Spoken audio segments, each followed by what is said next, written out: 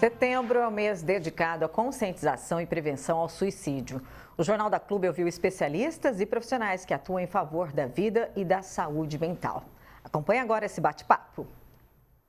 Agregando valor às comunidades, integrando a macro-região e formando opinião, no nosso núcleo de jornalismo, responsável pelo CVV em Ribeirão Preto, Edilson Oliveira. Em Araraquara, a psicóloga do Hospital Caibar Schutel, Marley Moreira. E em Franca, a psicóloga Ana Júlia Graneiro. Começando contigo aqui em Ribeirão, Edilson. O lema desse ano para o CVV é "O diálogo é transformador". Interessante a gente abordar o assunto começando por aí. Que história é essa? Olá, queremos agradecer primeiramente a oportunidade e celebrar esse momento para falar desse assunto delicado, mas que precisa ser colocado em pauta, não é? O CVV esse ano completa 11 anos de engajamento nas campanhas do Setembro Amarelo e conversar pode mudar vidas realmente é o nosso tema, não é? Acreditamos durante 62 anos que uma conversa, uma escuta empática, afetuosa, respeitosa realmente pode mudar a vida das pessoas. E esse diálogo, com toda essa tecnologia envolvida, ele está acontecendo? Sim, nós atendemos muita gente, né? Foram mais de 3 milhões de atendimentos no ano passado. Então, a pessoa liga no 188, que é um telefone gratuito, né? Disponível em todo o Brasil, e pode conversar sobre aquilo que o seu momento, momentos bons e às vezes momentos ruins. Essa é a nossa proposta, nós estamos lá 24 horas para atender. Perfeitamente. Marley, interessante a gente poder ter alguém representando um hospital, porque esse é um assunto que precisa ser tratado como questão de saúde pública. Do ponto de vista da clínica, qual é o grande desafio hoje para trazer saúde mental para as pessoas? Boa tarde, Felipe. Boa tarde a toda a população. Em primeiro lugar, nós queremos agradecer por esse convite. É muito importante, passar para a população, a sociedade, nesse momento, do Setembro Amarelo, é um mês de prevenção, o risco de suicídio. E também falar sobre saúde mental. É um desafio, sim, a respeito desse tema. Tem muitos tabus ainda hoje, tanto para falar sobre a questão do suicídio, a questão da saúde mental. Araraquara, ela oferece, a toda a população, tem vários atendimentos, assim como aqui no hospital, como temos toda uma equipe envolvida, desde a UPA, desde o CAPS, mas é um grande desafio, principalmente quando a gente pensa, igual, por exemplo, aqui é um hospital psiquiátrico, então existe um grande tabu das pessoas quando pensa em uma internação, quando pensa em encaminhar seus familiares para um hospital, existe o medo, Então, é um desafio, sim, para o hospital, quando nós pensamos em ajudar essas pessoas que estão adoecidas, que de repente elas têm transtornos mentais, às vezes, o paciente entra em surto psicótico, e principalmente quando é o primeiro momento, que o paciente apresenta alguma alteração psíquica, a família tem muita preocupação de internar esse familiar, de encaminhar ele para uma clínica psiquiátrica. Então, é um desafio para nós, mas o hospital sempre está aberto para estar acolhendo também, além do paciente, acolhendo a família, explicando para a família a importância dessa internação, que é uma internação breve, Então, eu vejo isso como um desafio. Ana Júlia, esse é um tipo de doença, esse é um tipo de patologia que, quando acomete uma pessoa, muitas vezes ela não consegue identificar o que está acontecendo com ela, Ou não consegue identificar que está chegando num ponto de doença. Tudo muda nesse mundo e muda muito rápido, sobretudo por conta das tecnologias. O que tem mudado também na abordagem para poder chegar até a pessoa e prevenir aquilo que pode depreciar a própria vida dela, aquilo que pode encaminhá-la para um suicídio? Boa tarde, Felipe. Boa tarde aos colegas também. Agradeço o convite mais uma vez. Bom, pensando um pouco na sua fala, né, quando você traz essa questão da doença, da patologia, acho que é muito importante a gente falar que sofrimento psíquico, sofrimento psicológico, nem sempre está associado a um transtorno mental. Nem sempre a gente consegue diagnosticar o sofrimento psíquico. E nem por isso ele deixa de existir, né? Nem por isso deixa de existir uma dor associada a esse indivíduo. Então, quando a gente pensa nessas mudanças, né, pensando até mesmo na adolescência, né, pensei aqui nos jovens que estão numa fase de mudança, o impacto desse sofrimento, dessa dor, pode também afetar o desenvolvimento. Quando a gente pensa nas redes sociais, no excesso de informações, às vezes na falta de orientação dos pais junto a esses adolescentes, a gente também pode ter um impacto na saúde mental, né? E a gente pode também observar esse sofrimento psíquico em adolescentes. Pensei nessa população especificamente, porque a gente tem visto o número de casos aumentando, mas de qualquer forma o sofrimento psicológico ele atravessa todas as faixas etárias, não está ligada só a esse período também da história que a gente tem vivenciado. Talvez hoje a gente tenha mais acesso a essa informação, a gente consegue dar nome, atribuir mais nomes e significados ao sofrimento, e isso nos permite cuidar, prevenir, né? Mas também acho que a gente tem que ter um cuidado na maneira que a gente conduz essas informações, para que a gente não tenha aí um estímulo e produza um efeito quase que rebote, né, da prevenção. Ana Júlia, como que seria esse cuidado? Esse é um tema muito importante, sobretudo para quem trabalha com mídia como nós, né? Qual a maneira correta de conduzir esse assunto para justamente não estimular? Eu penso que o cuidado, ele parte muito do diálogo, né, que a gente começou falando aqui através do Edilson. A escuta, o diálogo, às vezes, ele pode vir através da rede social, né, uma orientação aos pais, aos familiares. Nem sempre o sofrimento psicológico, ele se inicia no momento em que a pessoa tira a própria vida, né? É um processo que ele se inicia aos poucos, você mesmo disse. Essa morte, às vezes, concreta, tão representada através do suicídio, muitas vezes ela é uma morte simbólica, ela acontece aos poucos, né, nos detalhes, às vezes no silêncio, no não dito, naquilo que a gente às vezes vai silenciando e não é capaz de escutar. Muitas vezes a dor ela está mais no não dito do que naquilo que é revelado. E talvez esse cuidado ele venha nesses espaços de acolhimento. A rede social ela é sim um veículo, né? A mídia ela é um veículo que pode possibilitar esse acesso à informação e ao cuidado. Mas eu penso que esses espaços de escuta e de troca talvez seja um recurso que a gente tem para cuidar. Perfeitamente. Edilson, eu gosto sempre de tentar encontrar as dificuldades de cada setor, de cada ramo, porque ali a gente começa a apontar saídas, a achar soluções. Desafios que vocês encontram aí no CVV para ter mais sucesso ainda no trabalho?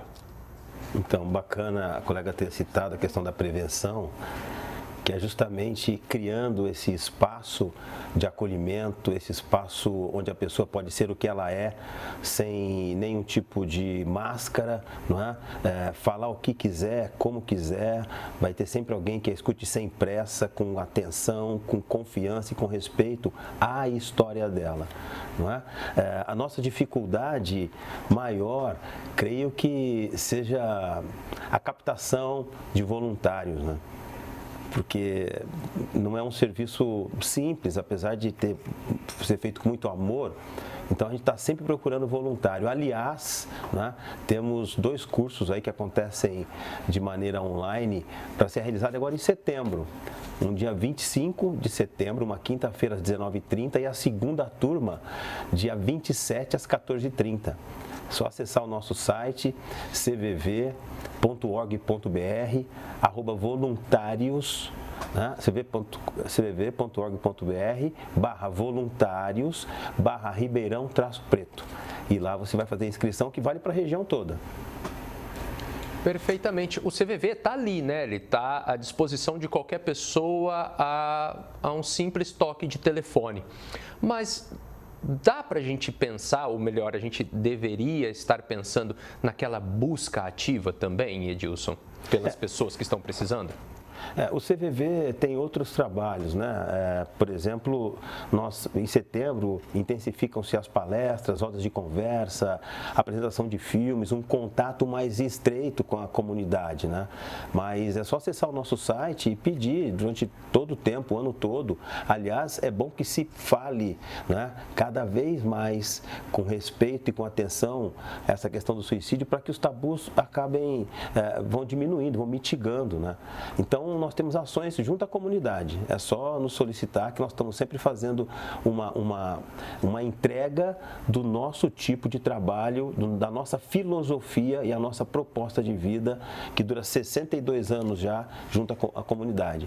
Então, dificuldade em captar voluntários, nós estamos sempre precisando. Hoje nós somos cerca de 3 mil no Brasil inteiro, mas a gente sempre precisa de mais gente. Marley, você falava sobre um certo preconceito, né, para chegar até o hospital psiquiátrico, um preconceito que parte muitas vezes dos próprios familiares. A gente nota um grande problema na nossa macro-região, Ribeirão Preto é líder nisso, em falta de leito psiquiátrico, né? Será que o trabalho deveria ser pensado, se a gente está falando de repente em saúde pública, né, em poder público, em ter uma porta de entrada para a saúde mental dentro de cada unidade de saúde?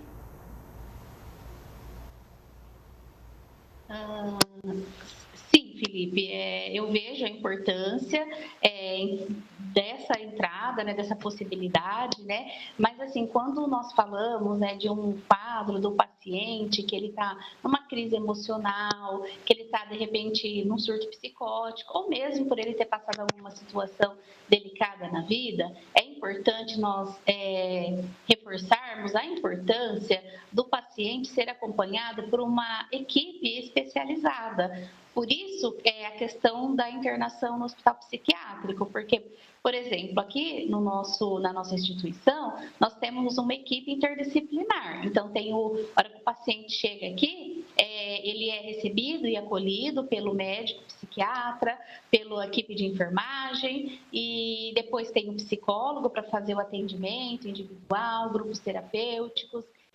Temos também uma nutricionista, farmacêutica, serviço social. Então, nós temos uma equipe especializada para fazer esse acolhimento. Então, tem alguns momentos que será importante que realmente esse paciente seja recebido numa instituição, um leito psiquiátrico. Então, mesmo que tenha esses desafios, esses preconceitos, né, o ideal é que esse paciente seja assistido por essa equipe, tá? E lembrando que sempre o paciente, o processo, né, da internação, o paciente ele é avaliado numa unidade de emergência, no caso UPA, um hospital, ele passa por uma avaliação médica.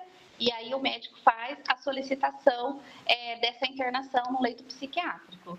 E aí entra pelo sistema PROS, e aí nossa equipe, né, o psiquiatra, a equipe de enfermagem, vai avaliar o estado do paciente, tanto clínico quanto psiquiátrico, e em seguida ocorrerá a liberação desse leito. Então, eu vejo assim que é importante esse paciente estar acompanhado por uma equipe de especialistas.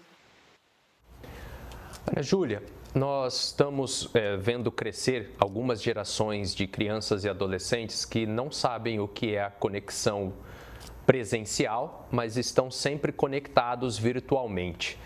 Com esses adolescentes que têm cada vez mais informação, o papo precisa ser com a família ou a abordagem precisa ser através deles mesmos, para que eles se fortaleçam, para que eles se previnam? Bom, Felipe, eu acredito que esse diálogo ele deva atravessar várias esferas da vida desse adolescente, não só diretamente com ele, mas também nas escolas, com os professores, com as pessoas, né, com quem esse adolescente convive, com quem ele se vincula, também com os pais, né? Acredito que o trabalho junto com adolescentes e crianças também, ele acontece juntamente com os pais e com a escola, em alguns casos específicos. Penso que nós, enquanto comunidade, enquanto sociedade, nós temos uma responsabilidade diante desse adolescente, né? O adolescente, ele é um ser que está em desenvolvimento, que está ali no momento de, muitas vezes, crise de identidade, de busca por esse eu, busca por aprovação, por pertencimento ao grupo, a sensação de validação através do olhar do outro.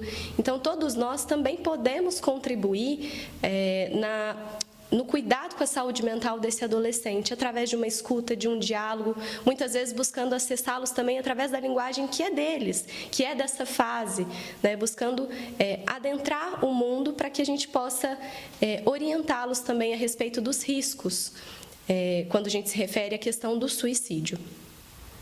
Ana Júlia, eu sei que não existe receita pronta, eu sei que o profissional de saúde, sobretudo saúde mental, gosta de trabalhar cada caso específico e nunca generalizar, mas a gente não pode perder a oportunidade de tentar dar alguma ferramenta para as pessoas. Existem sinais que podem ser identificados pela família, pelos amigos, pela rede que está ao redor, pelos professores, qualquer coisa que possa ajudar a instruir as pessoas a prevenir?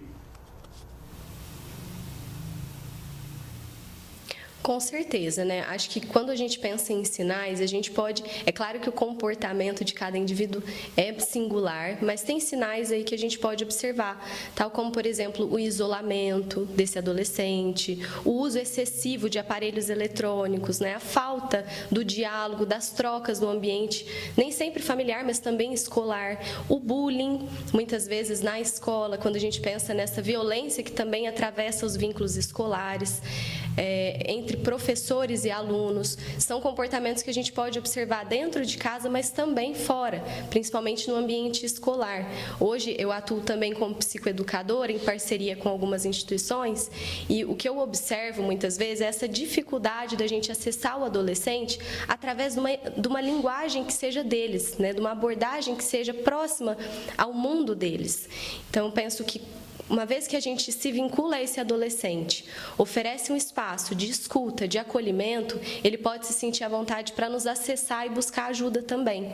Mas, pensando nesses sinais, talvez o isolamento seja um dos principais, esse adolescente que fica mais tempo isolado, que rompe, né, muitos vínculos, que está sempre distante, em uso excessivo do aparelho eletrônico, tudo isso são comportamentos de risco e também, além da autolesão, cortes, né? Hoje em dia a gente vê um número, tem aumentado muito o índice de autolesão. Então, tudo isso são dados que a gente pode ir observando, sinais, para buscar orientá-los a buscar ajuda.